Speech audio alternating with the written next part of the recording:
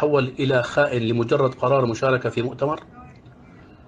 علما بأنني كنت أول رافضي لسوتشي، واعتذرت عن حضوره أكثر من مرة ورفضته علنا، ولكنني وضعت في موقف شديد الحرج لا أريد أن أذكره بالتفصيل، ولكن ملخصه أن أخوتنا الأتراك بحاجة لأن نقف معهم جميعا في هذه الظروف العصيبة بعد بدء معركة عفرين.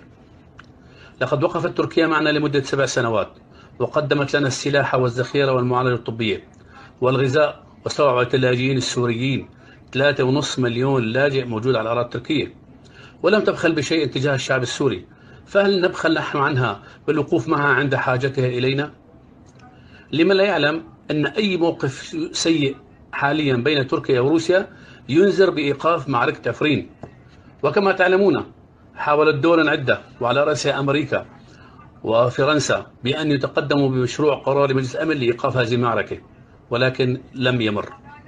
فلو أي شخص قال لك أنا بحاجة وقفتك إلي أو وقفتك معي وله عليك ما له، فهل تتخلى عنه؟ وهل هذه من شمنا؟ وأنا متأكد لو أن أي شخص طلب منه بشكل مباشر وشخصي أن يتقدم لاقتحم بدون تردد. طعامنا وذخيرتنا وحدودنا الوحيدة كلها مع تركيا، فهل ندير لهم ظهورنا عندما احتاجوا إلينا؟